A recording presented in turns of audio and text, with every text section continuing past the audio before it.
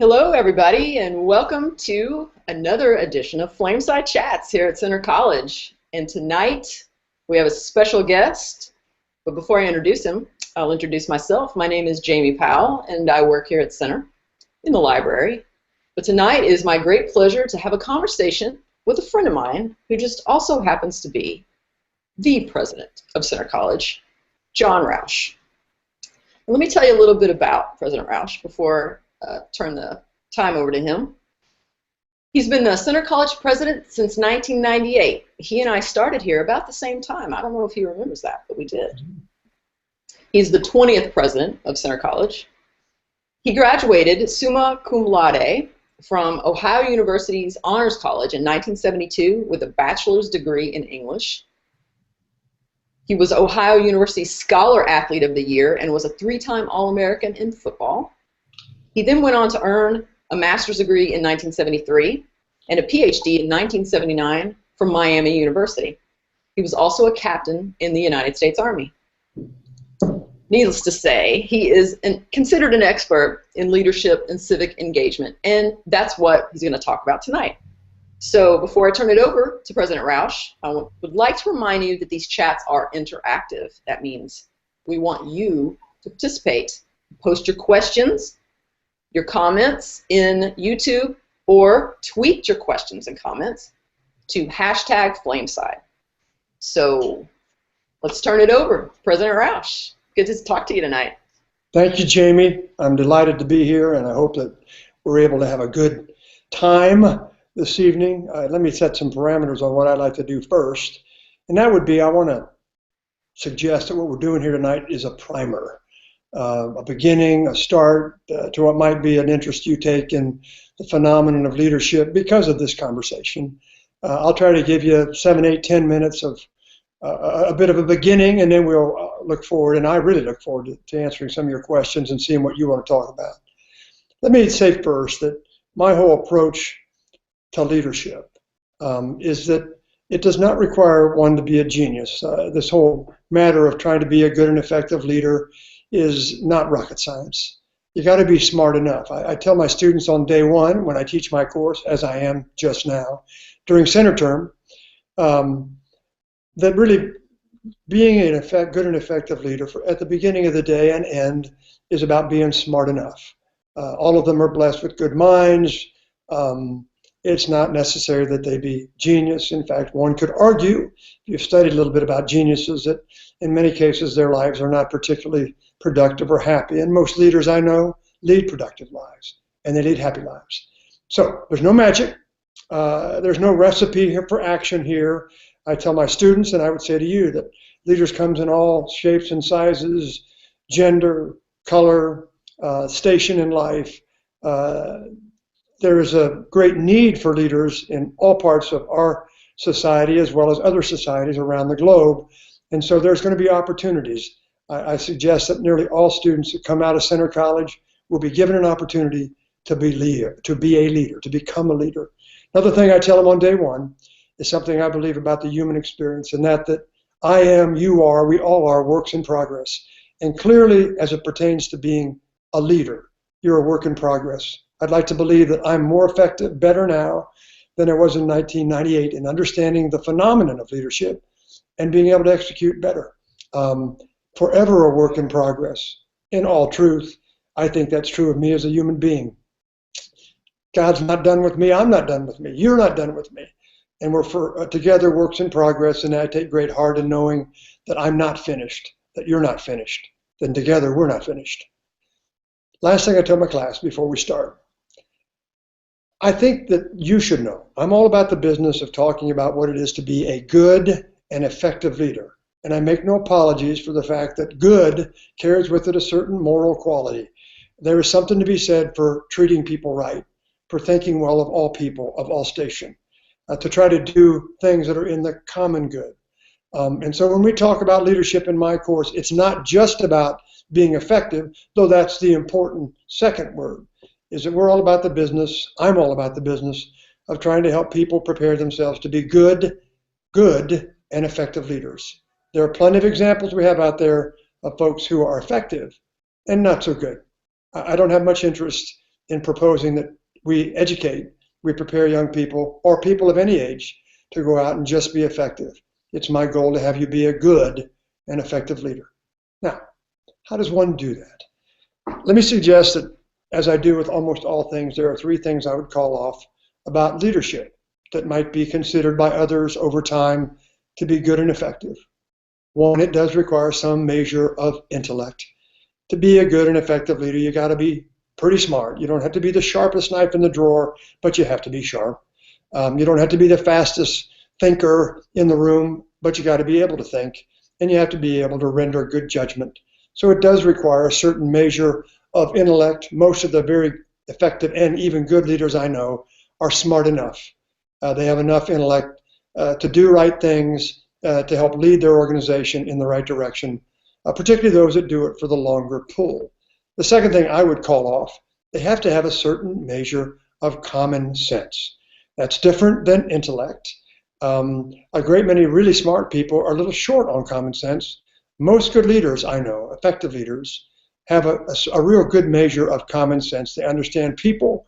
They understand the notion that it isn't just a matter of dreaming big. There's got to be some attention paid to execution. There has to be some attention paid to getting the job done. I put that under the heading of what it is to have some element of common sense. And the leaders I've had a chance to be around during my lifetime, and they have been many and very different from each other. All of them have a pretty good dose of common sense. The last thing I tell my students, and I would say to you, if you aspire to be a leader, to be a part of the leadership team in your organization, it's going to be hard work. So if it's very important to you to not get to work until 8:30 and finish at 5, and then not think much about one's job between that when you go home at night and coming in the next day, you may need to think hard about whether you really want to be a leader. Because at the end of the day, it's hard work. It's going to require lots of hours at odd times. You'll often have a sense of, gosh, does it ever stop? And the answer is, during certain times of the year, it doesn't stop. But let me be clear. Most of the leaders I've had a chance to be around love what they do. They believe deeply in what they've been asked to accomplish with their life of work and service. So deciding to be a leader, in my mind, particularly if you've been blessed with a good mind, you've had a chance to be well educated at a place like Center College, you have an obligation of sorts to stand ready to be a good and effective leader.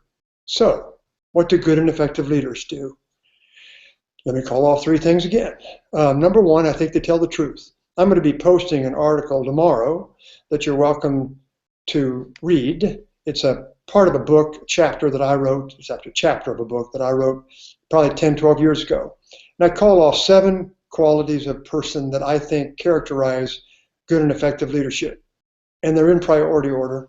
And the first one is truth tellers. I think good and effective leaders tell the truth. They try to tell it in ways that are loving, as I do. But at the end of the day, you got to tell the truth. That's a tough pill to swallow. We're surrounded these days, it seems, by leaders that don't want to tell us the truth. And I think good and effective leaders make a commitment to themselves and to the people who are part of their organization to tell the truth. Even telling it in a loving way can be problematic. And this has been I've been a victim of this at times, in as much as I try to sugarcoat it so as not to offend. And in doing that, I really don't tell the truth. Somebody leaves my office thinking, well, was John trying to encourage me or criticize? And the reality of it is I'm trying to do both, and I have to be careful as I tell the truth and be sure that it's not so sugar-coated, it's undistinguishable from the truth. Second thing, I think people need to think of leadership as a service, not a privilege. Now, I must say to you that being a leader at a place like Center College is a rich experience. I get to be around really interesting people, do interesting things. I get paid more than I ever thought I might in life. I remind you that my thought in life back in the day was to play in NFL for 6 or 8 years and then be a high school English teacher and coach. Susie reminds me often that she didn't sign on for this president's wife stuff, though she would be the first to add, to be a president's wife at Center College, or for me to be president, is a rich gift and opportunity. But I approach what I do as a service, not a privilege. It can't just be about me or things that are important to me. It's got to be about helping to provide leadership to an organization and always seeing it as an opportunity to serve. And lastly, and these are more important than the first two things I called off, arguably, I think I have an obligation to try to be a person of good character and to, on occasion, exhibit courage. Not all the time on that courage. Let me read some things to you about what it is to be a person of good character. Thomas Paine wrote in the 18th century, one of our country's founding fathers, I should add, quote, "Reputation is what men and women think of us. Character is what God and angels know of us," close quote. Or this one, unattributed. "Watch your thoughts, they become words. Watch your words, they become actions. Watch your actions, they become habits. Watch your habits, they become character. Watch your character, it becomes your destiny." And this last sentence on the same quote that I very much like, "One can easily judge the character of a person by the way he or she treats people who can do nothing for them." Close quote. Or this from Proverbs, "Wealth stays with us a little moment, if at all. Only our characters are steadfast, not our gold." And lastly, Albert Einstein. "Most people say that it is the intellect which makes a great scientist. They are wrong. It is character." Close quote. Maybe the reason we value character so much in our leaders is because it gives us an assurance that we'll get their best shot, that they will always be working for our good. And that's what character is. The person of good character, and one aspires to be a person of good character, simply has to do the right thing. And having people around me has been my great blessing. A people of good character assures me that I'm always going to be getting their best shot. And I count on that. Matter of courage, different matter. Number one, a leader, a good and effective one, is not asked to exhibit courage all the time. If you were, you'd be exhausted by the end of the first week. But on occasion, you're going to have to step up if you're going to be a leader and be prepared to exhibit courage. Let me turn to some other folks that talk about courage. But what are this thing we call courage? How is it leaders must stand ready to be courageous? I turn to Aristotle, the ancient philosopher, to defined courage as, quote, "the first of human qualities, because it is that which guarantees the others." General George Patton suggested that, quote, "courage is fear holding on 1 minute longer." Close quote. From Maya Angelou, one of our nation's great contemporary poets, and strikingly like Aristotle, writes, quote, "Courage is the most important of all virtues, because without it we can't practice any other virtue with consistency." Close quote. Evangelist Billy Graham wrote, quote, "Courage is contagious. When a brave man or woman takes a stand, the spines of others are often stiffened." Close quote. And finally, and my favorite, actor John Wayne was quoted to have said, "Courage is being scared to death and saddling up anyway." Close quote. If you're going to be a good and effective leader, you're going to have to stand ready to exhibit courage. Not each day, but on occasion, you have to do what's right. You have to make the tough choice. You have to be prepared to lead with courage. You have no choice about it. It comes with the territory of what it is to be a good and effective leader, and you live courageously, and you tell the truth, and you behave to be a person of good character. So let me stop and see what you might have in the way of questions about something I've said or something I haven't said. Jamie, back to you. Yeah, let's start with a question. Let's just, I guess, philosophically talk about this. So do you think leaders are born or developed? And I guess to put it a more extreme way, do you think some people just cannot become effective leaders while others are just naturally predisposed to be great leaders? Okay, first of all, no, they're not born. They're made. Each of us, I always get amused by people that tell me, well, I'm kind of a self-made man or woman. I haven't met that person, not in my whole life. All of us have been shaped and affected for good and encouraged by a whole host of people. So I'm not buying that anything is sort of born. And clearly what it is to become a good and effective leader is not just about the natural attributes that one has. Now, that said, there's some analysis, there's some research out there that suggests that some people seem to have a greater disposition to being good and effective leaders. Men and women who kind of have a high energy might be considered to have an advantage, but it's insufficient. You better have some other stuff going than just high energy. There's some studies that have been done about issues of height, and certainly in our country and other countries, the issue of gender until more recently was an all-male experience. That's not true anymore, and America is a better place because it isn't. Wasn't all that long ago. It was mostly about being white.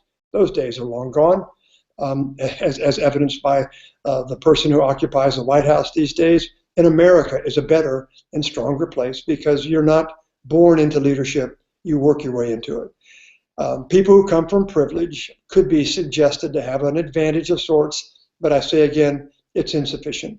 There is something to know about the phenomenon of leadership, to study it, and thereby be better prepared to do it.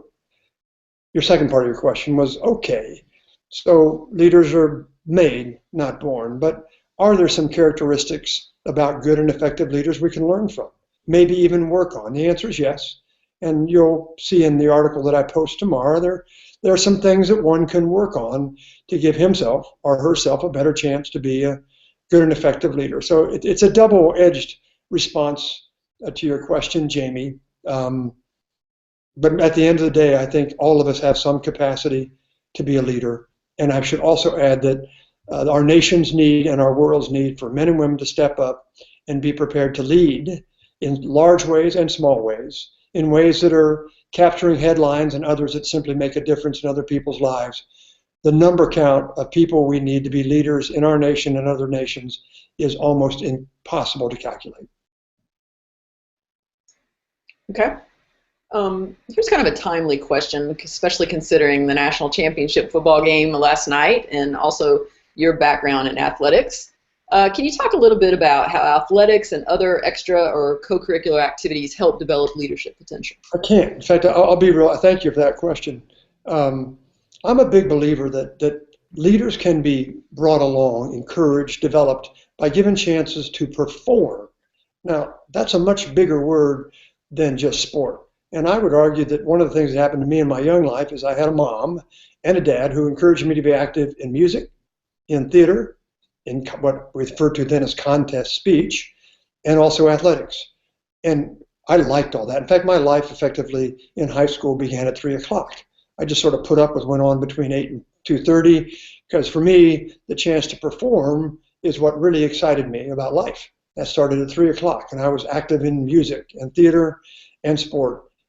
I learned to perform. I do think one of the things I like very much about Center College's experience is we give students chances in multiple venues to perform.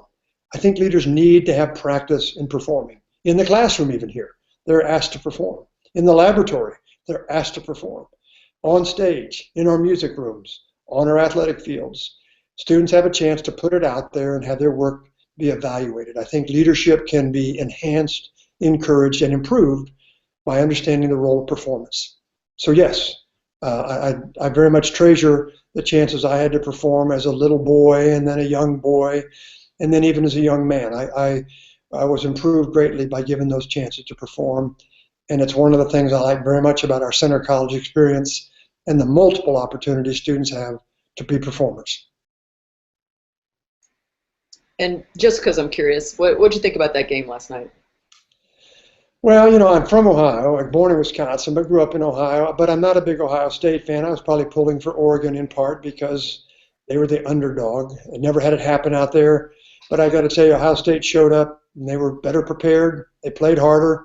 And actually, the score was deceiving. Ohio State dominated that game beyond the score.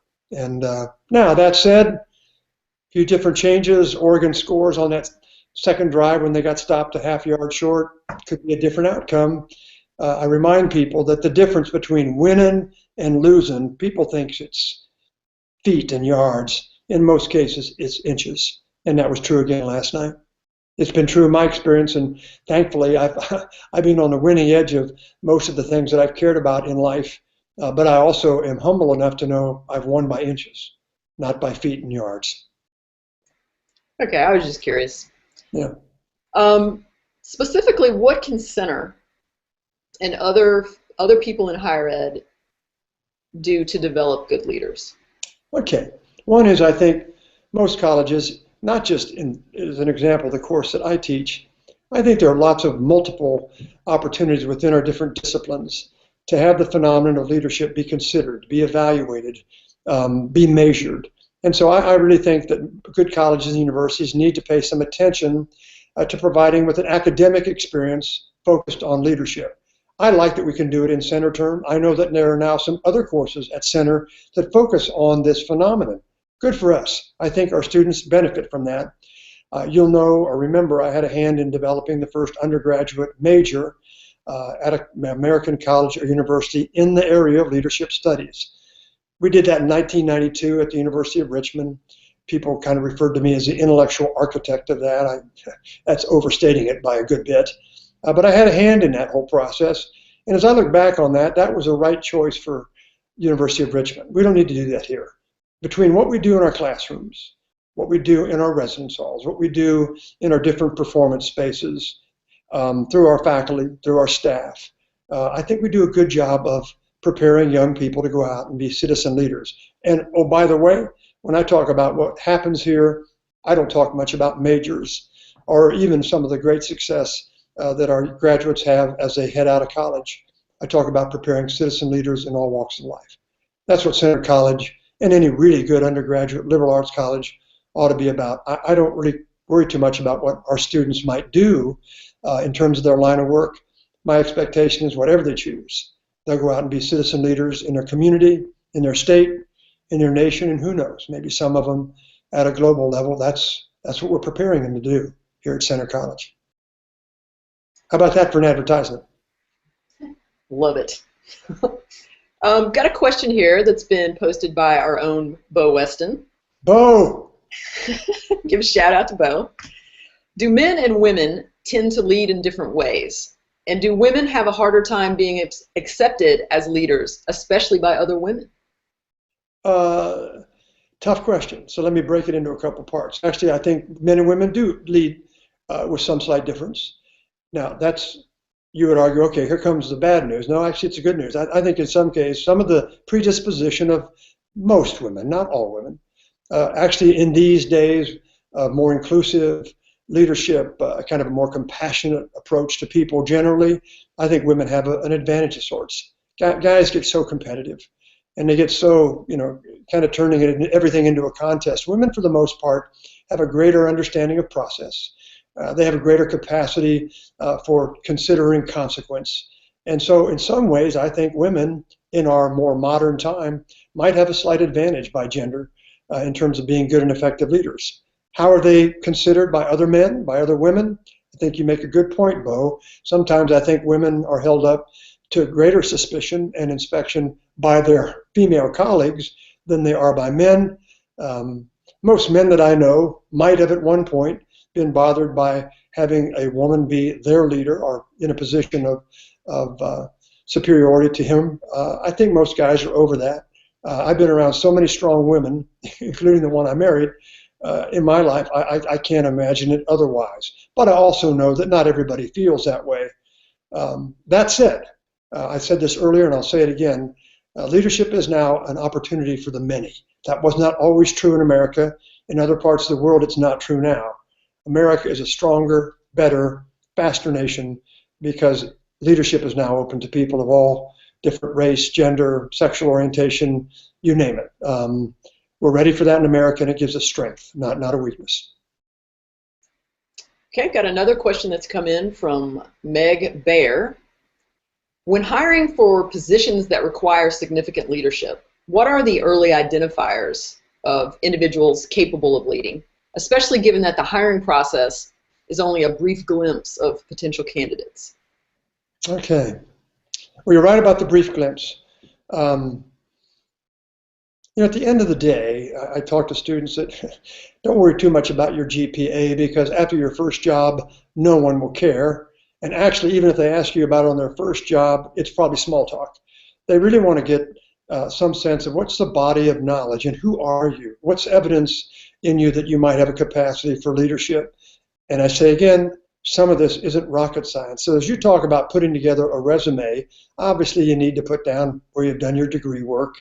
I think you need to be real careful about how you identify the work you've been asked to do, even as a student, and make sure that the man or woman who's looking at your paper can capture some sense of things that you have accomplished, attitudes that you hold, things that are important to you that you care about deeply. Find ways to weave that into your letter of support, into your document that identifies your life of work and service to date. And then, if you're going to go in and try to entertain a new opportunity in an interview, you should prepare for that like a game, and really rehearse and get some help on that if you can. You need to take that kind of thing seriously. Don't go in there and hope for the best. There's some real preparation that ought to go on before you present yourself as a potential leader. Remember that some of the things that seem so unimportant to a person that you're meeting for the first time may seem quite important. I talk to students in my class about issues of presentation and organization, and being sure that when you leave that room after what might only be a 25 or 30-minute interview, that person understands who you are, what you stand for, and the important role that you think you might play in his or her organization. And that sounds a lot like sales, does it not? It is sales. Most of life is sales. And we can talk more about that at another time. Okay, got a question here from Twitter. What leader had the most impact on your life's path and why? Dead or alive? Or both? Your choice. Well, let me pick the dead one. Okay. Abraham Lincoln. You guys know, if you've paid any attention to me, I write about Lincoln, I talk about Lincoln, I think about Lincoln, and believe, in fact, in a way that he was so peculiar and odd as a leader back in the 1860s. He is perhaps a model for what it is to be an inclusive, caring, forgiving kind of leader in now this modern 21st century. I'm a big student of Lincoln. Another time we might talk of him and what we can learn from him. So he's the one leader kind of in the American tradition that I find inspiring. And in fact, I find quite contemporary, though he's now been dead 150 years. In terms of the alive one, gosh, that's a hard one. It's hard to pick off one. There's so many different women and men that I could call off who I have found inspiring, even in my own life. I'm not going to do a live one. We can talk about that at another time. But you should understand, I think it has been my blessing to be around so many wonderful leaders who affected me in positive and constructive ways and taught me a lot about what it was to be, or to try to be, as a work in progress, a good and effective leader. So I'm curious, was there a point in your life when, you said you had sort of just thought, I'm going to play in the NFL, retire, teach high school English, coach football. But was there ever a point where you're like, yeah, I want to be a leader. I think I can do this leadership gig. Or did it just sort of happen naturally for you, just kind of progress that way? Well, yeah, there was a time when I think I thought maybe this leadership thing is something I might be good at. You know when that happened? I was in 4th grade. And I got picked. I was brand new in the school. I got picked to pick the team that would play 21 freeze tag. You guys have no clue what that even is. It was an Ohio game. And I remember thinking, I kind of like this leadership thing. I got to pick my team. We won, by the way. And I remember thinking, even in 4th grade, maybe this is kind of what it is to be a leader. I remind you guys, I grew up in a family where my dad was a leader of monumental proportions in Kettering, Ohio, respected by everyone, loved by folks. And I had the privilege to be his son.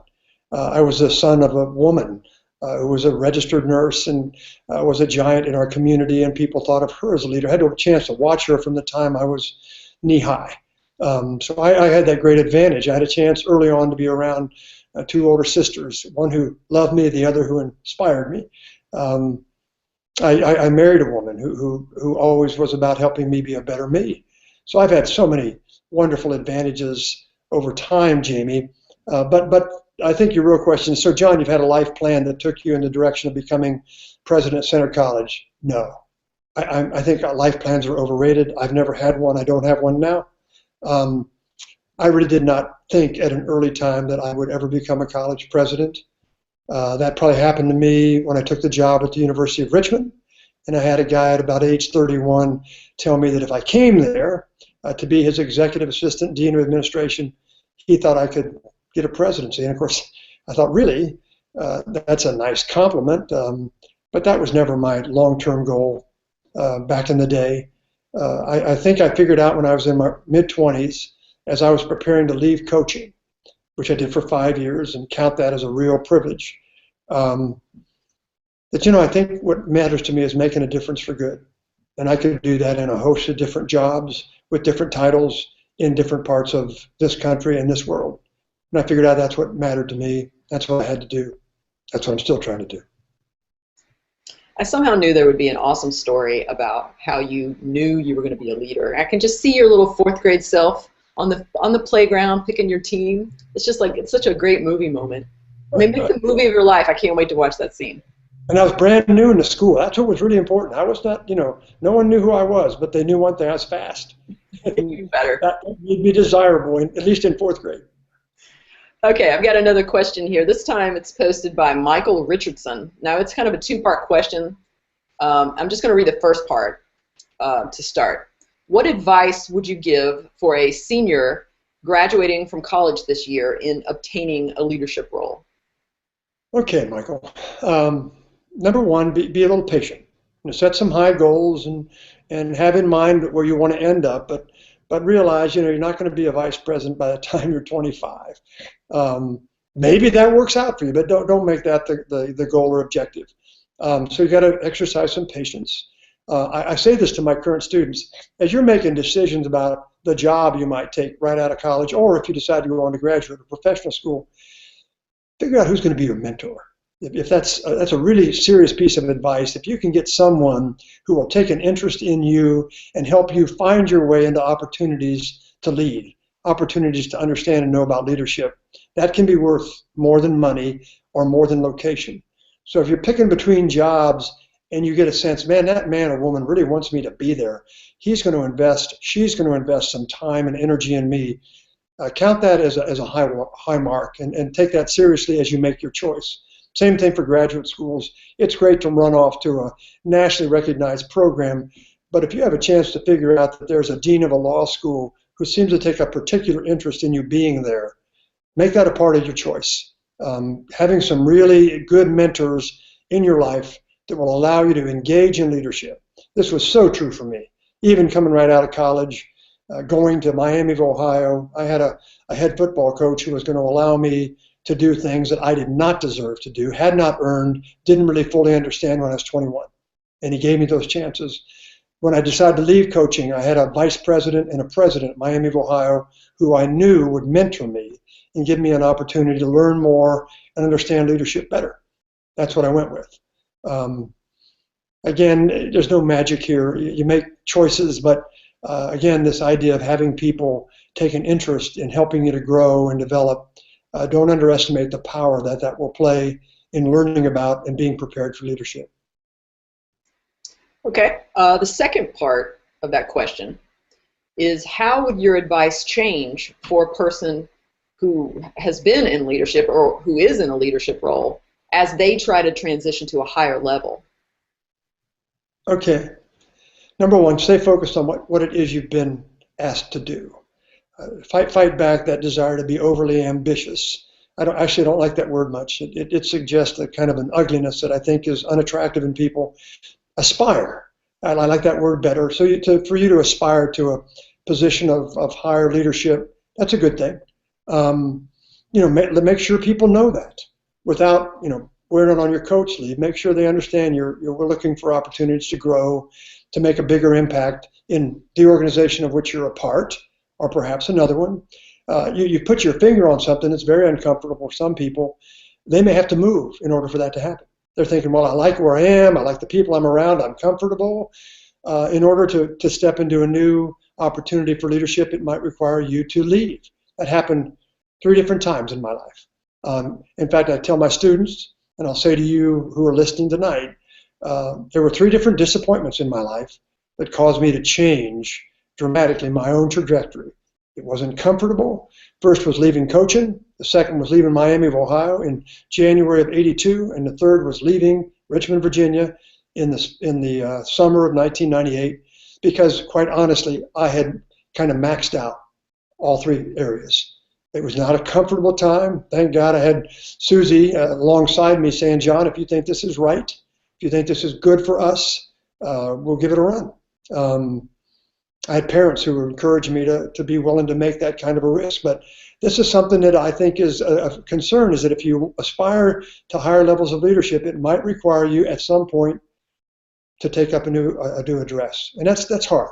And a lot of times, if you have a double working family, if you're married or have a partner or spouse, I mean, you got to make tough choices.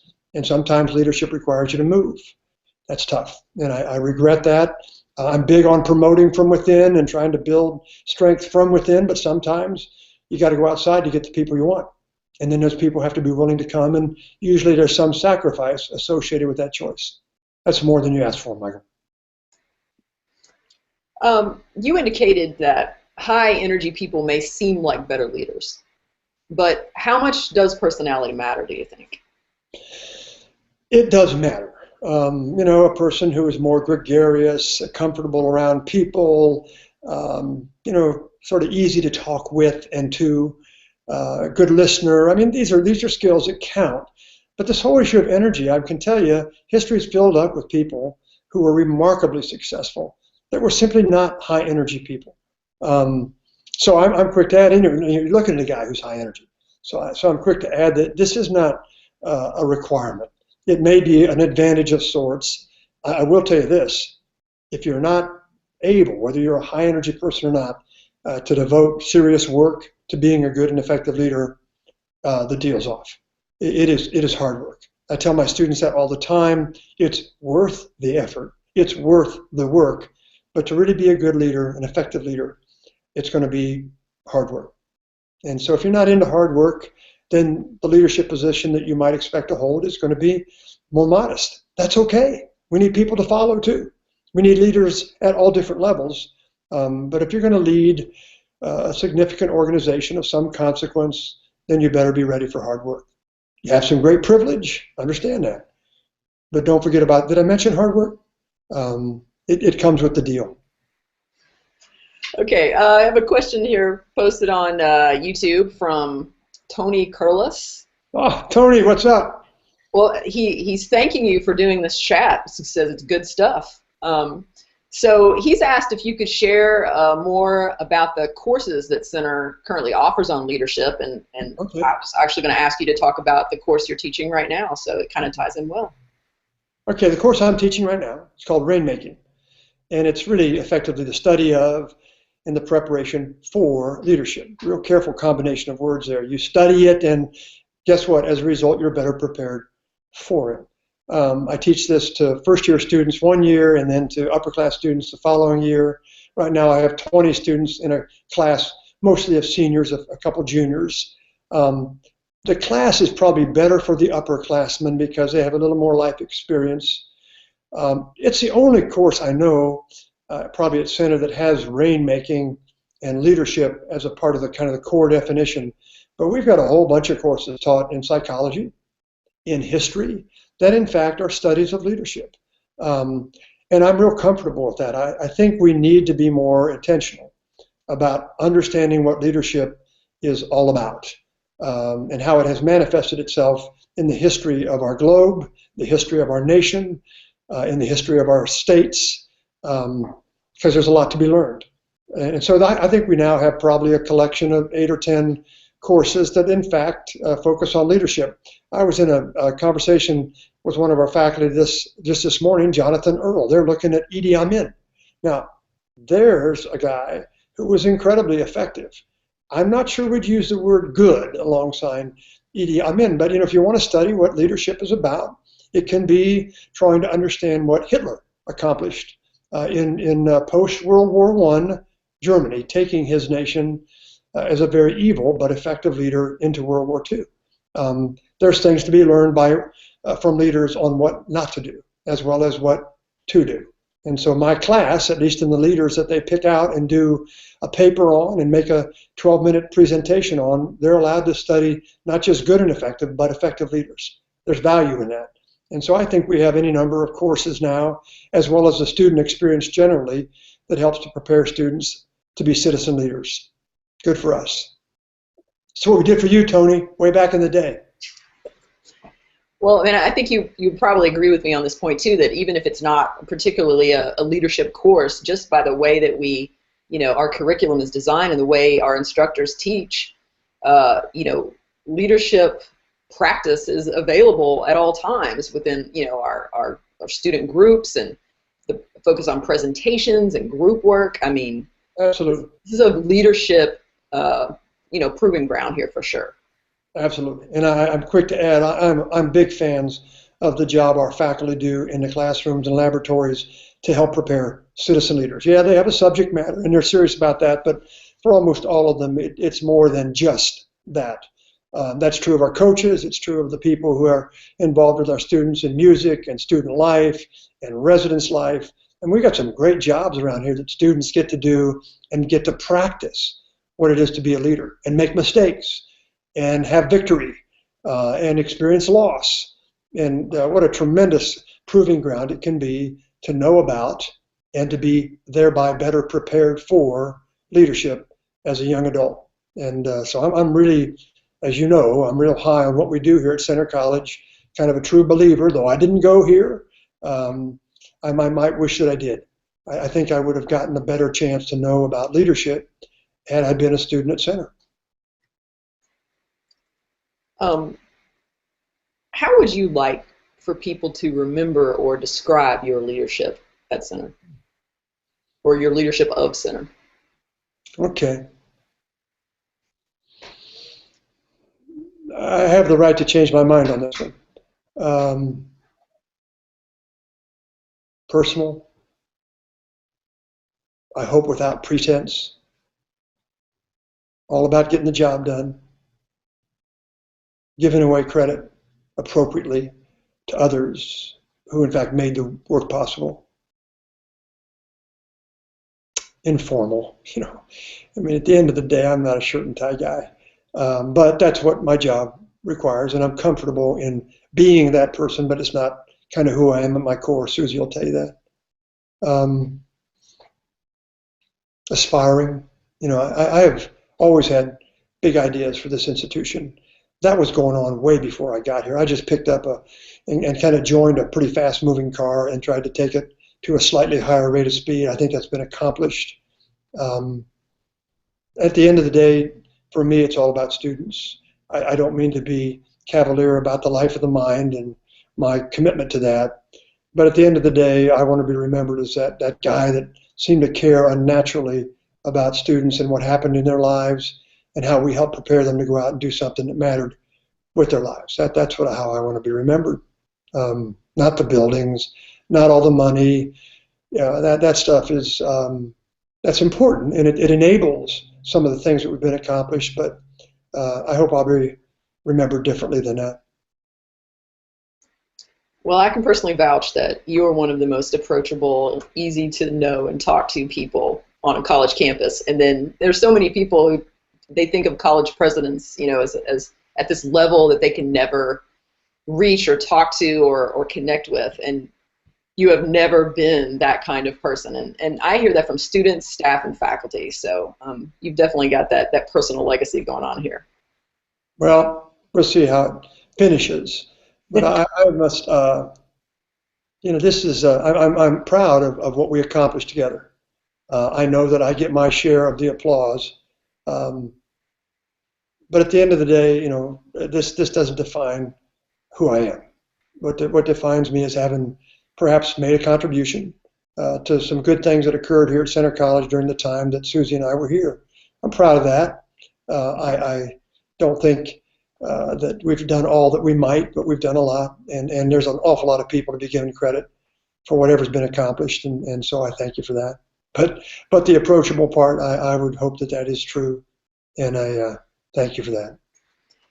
And it's just a pure coincidence that I'm going to ask this next question, but as a follow-up, but you did, you mentioned earlier about taking risks and you know, making mistakes and I mean, which, you know, I think we would all agree, you learn some of your best, you get some of your best education from taking risks and making mistakes and messing up. So what do you do when you make a mistake or an idea flops? And also, how do you react when an employee makes a mistake or flops with an idea? I'm much more critical of my own mistakes than I am other people's mistakes. Um, I really work hard to sort of take a half step back and say, okay, how do we find ourselves in this spot? You know, what went wrong? So, you know, a lot of times people get mad and then they forget the whole kind of analysis part. And so whenever I've made a mistake, either in my personal life or even in my life as a leader, I try to get back and to try to figure out where it went wrong, and understanding at the front edge that I played a role in what went wrong. I'm big about asking for forgiveness. I've need plenty of that in my life, and will need plenty more of it. I don't have a great difficulty in acknowledging that I'm sorry or saying that to someone. A lot of folks, men in particular, have a hard time with that. I think you got to be ready to do that. And then you make correction. You know, I talked earlier about us kind of all being a work in progress. That's not just about being a leader. That's about being a human being. And I think you got to be ready to own up to mistakes that you make. And if you're going to do that and encourage other people to take risks, then you have to be prepared for them to make mistakes and let them know that you kind of love them anyway. Now let's see what we can make of this. And that's the attitude I kind of hold about dealing with the issue of failure, of something other than victory. Though I'm all about success, I'm all about victory. That's some of the best lessons I've learned, as I've said before, were not about success and victory. They're about disappointment, failure, and then coming back from that and finding a way to turn it into something constructive, something positive, something that takes the organization or yourself off in a positive direction. So I try to be real patient with people. When they fail, I'm less patient with myself. And I think this kind of ties into one of the points you mentioned earlier about, you know, what makes a good leader, and I think it was your number one point, be a truth teller. You know, and I think that comes into play, you know, if you do make a mistake or feel like maybe you made a decision that's not really working, to just own up to it and, you know, and move on from it instead of trying to cover it up or you know, just find it away. Yeah, the truth telling is a key point here. Most leaders are make one of two mistakes. Either they just won't acknowledge that, hey, I goofed. I needed to do something different and I didn't. Or they just spend volumes trying to explain it away instead of simply saying, you know what, if I could go back and do it over, I'd do it over. Can't do that, so we're going to live with the consequences and move forward from here. That's to me a part of the magic, and there is no magic, to what it is to being good and effective. You acknowledge you've taken risk. Hey, this one didn't work. Guess what? Sun's coming up tomorrow. We're going to make another run at victory. Great. So we've got another question here from the YouTube channel. It is from Carrie Lynn Larson. And she asks if you have heard of stage theory or adult development theory, which talks about vertical shifts in cognitive functioning well into adulthood. How might center prepare students to transcend expert and achiever mindsets to adopt global, truly strategic mindsets that can tackle leadership across different borders, like geographic, generational, cultural borders? Okay. Pretty complicated question. Let me take a run at what I would think was the last part of it. And it's timely that the question is asked. You know, as a part of our own SAC COC, we made a decision that we would take on the idea of creativity. And you know, I'm not yet sure how that's going to manifest itself at Center College. I would make an argument, I think, convincingly, that we've always been about helping to create young people who go out and approach the world with a creative eye, a creative bent. But how might we be more intentional about that? Because quite candidly, in the same way that I think one can know about, learn about, and then be better prepared for leadership, I think the same thing's true about creativity. There are certain habits one can acquire one can develop, one can be encouraged to own up to, that give him or her a chance to be a more creative anything, whether they're involved in science, or whether they're making some kind of a transitional move with their own life of work and service, which speaks directly to the question that was asked. I do know something about those topic matters that you called off, and I think it really the idea of trying to help students understand, our own faculty understand, our own staff understand, maybe even, hey, how about our alums? That to be creative, there's a certain discipline associated with the creative mind, and we can be more intentional about it. So I'm encouraged that we may come up with some ideas that hold promise for making an impact in our educational program, in the classroom, outside the classroom, and as we prepare students for their lives of work and service at different ages, which might include helping them to understand the role that creativity might need to play in choices they make 20 years down the road, 30 years down the road. I tell my students, as I did day before yesterday, most of them should expect to have working lives of 50 years. They're going to graduate at or about 20. They're not going to retire when they're 55. They're going to retire when they're 75. And most of them will live to be 95 to 100. And they don't want to be retired for more than about 20, 30 years anyway. And so they got some choices to make. And the kind of educational experience, maybe with just a touch of creativity, might give them a chance to carry on their life with a greater degree of both success and fulfillment. I only got a part of that question, I understand. Well, I'd almost have to see that one in writing to be sure that I covered it fully. I think you did great. What would you say is the role of the liberal arts in developing informed leaders? Okay. Well, this is also an advertisement for Center College and other places like us. I think in the undergraduate program, you need to go as wide as you can. I try to discourage students from double majoring, get a major, take as many different courses as you can possibly take, study some religion, go make something in art, take a public speaking course, go do something that's kind of outside your boundaries, maybe even hard for you. Take another foreign language that will be a struggle.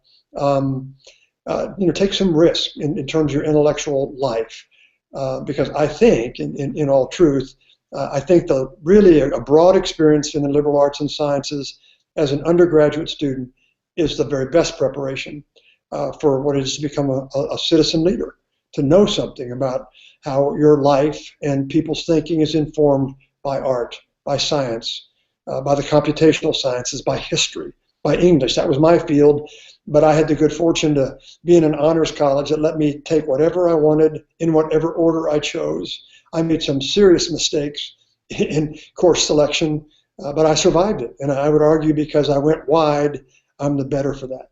And I know a lot about a lot of things, which helps me to make decisions about what I need to know more about.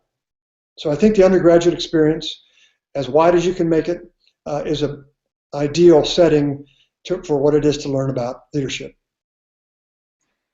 Agreed. Let's say a person's professional life doesn't allow much room for leadership development. What are ways you'd recommend someone in that position to work on leadership potential? Okay, this will surprise you. No, it won't surprise you, but it may surprise some of the folks who might still be listening. The internet is a powerful thing. And I, even though at Center College we're all about personal education and being sure that we know each other and we care about each other and we support each other, and that clearly is a kind of a higher level, I would argue, superior sort of an experience in learning. If you're flat out of time, but you can get on the internet, there are good things you can learn about leadership. There are ways in which you can develop yourself as a citizen leader, long distance. Is it as good as having a chance to be on its college campus or earning a degree in a particular area that you think might advance your capacity as a citizen leader? Probably not. Is it of value? Yes. And so my encouragement is if you don't have days or weeks, you got hours, then find a way to carve up some time to both read, and there's some great books out there which I can recommend, and also to get on the internet and start kind of combing through some of the stuff that are out there in TED Talks and different things that are quite available, and they're free, or they're nearly free. And I would encourage you to not underestimate the power of that kind of experience in learning. And you predicted my next question, which was, do you have any suggestions for must-read books on the topic of leadership? Yeah, I'll post them tomorrow. I've got 4 or 5 I will recommend. Any that you would just toss off right now, just in case somebody... Well, the book that is the one that's in my class, which is John Gardner on Leadership, published in 1990, a generation ago.